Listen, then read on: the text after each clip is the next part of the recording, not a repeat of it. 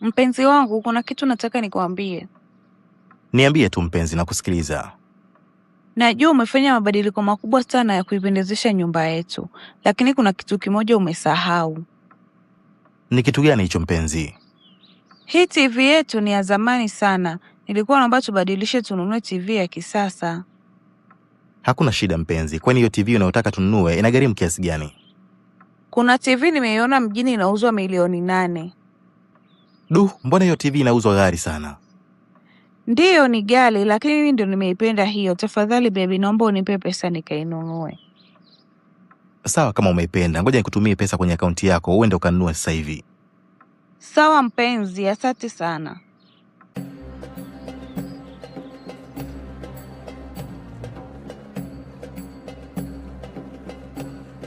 Vipi mpenzi, mbona umerudi bila TV?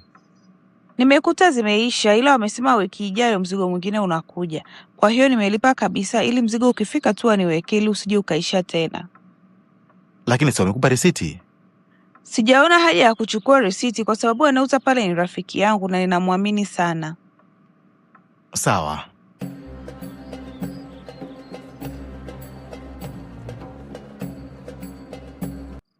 Mume wangu, nimesikia ile kontena lako la vifaa vya ujenzi limetoka bandarini. Eti ni kweli?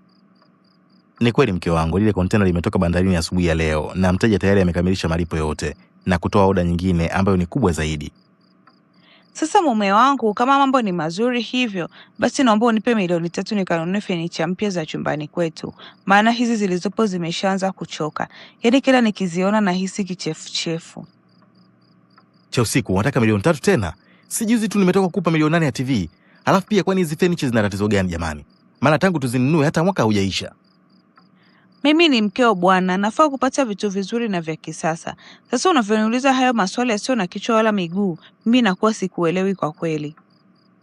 Samahani sana bosi kwa kuingilia mazungumzo yenu ya kifamilia. Najua mimi ni mfanyakazi wa ndani tu ambaye sina sauti, lakini tafadhali naomba usitoe hizo pesa. We Malaika, ni nani amekupa ruhusa ya kufungua huo mdomo wako mbele ya mume wangu? Wewe ni mfanyakazi wa ndani tu. Kazi yako ni kufanya kazi zote humu ndani na sio kupanga matumizi na pesa ya mume wangu. Au unataka nikufukuze kazi sasa hivi ukarudi kijijini kwenu? Malaika, mbona leo unatoa ushauri mzito namna hiyo? Wakati unajua kabisa Cha usiku ni mke wangu na ana haki ya kuomba chochote anachohitaji. Bosi, hizo pesa anazotaka mkeo sio kwa ajili ya fanicha kama anavyokudanganya.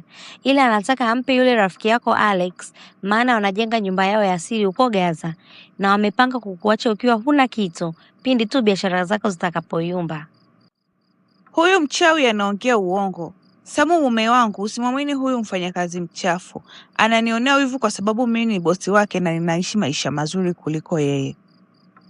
Na lengo lake yeye kuongea hivyo ni kutaka kutugombanisha ili achukue nafasi yangu humu ndani. Kwa hiyo tafadhali mume wangu, naomba usikubali kudanganywa na huyu mpumbavu.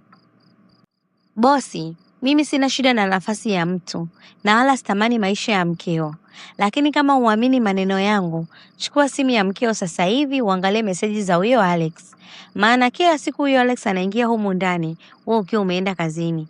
Na huwa wanakucheka kwa dharau jinsi unahangaika mchana na usiku kuwatafutia pesa kwa ajili yao. Vipi baby? Huyo bwege ameshatoa zile milioni 3. Maana nipo hapa site nasubiri hiyo hela nimkabidhi fundi akanunue vifaa. Bwege? Yeye anaitwa bwege na rafiki yangu niliyemtoa kijijini na kumleta mjini kwa pesa zangu. Na mke niliyemtoa kwenye familia ya kimaskini na kumpa maisha mazuri, leo ananigeuza chanzo cha pesa. Naomba unisamee mume wangu, ni shetani tu alinipitia. Alex alinishawishi na kunivuruga akili. Ila mimi bado nakupenda sana mume wangu na ninakuahidi sitarudia tena. Na nakata mawasiliano yote na Alex. Cha usiku, kuanzia sasa huna nafasi tena kwenye maisha yangu. Hivyo nenda ukaishi na Alex kwenye hiyo nyumba mliojenga kwa pesa zangu. Tafadhali mume wangu, naomba unionee huruma. Alex hanipendi hata kidogo, ila alikuwa tu anataka pesa zako. Halafu pia sina mahali pengine pa kwenda mume wangu. Kumbuka ndugu zangu wote wanakutegemea wewe kuendesha maisha yao. Kuhusu jukumu la kuwalea ndugu zako, kamwambia Alex akusaidie kuwalea. Haya, toka nyumbani kwangu kabla sijakuvunja hiyo miguu.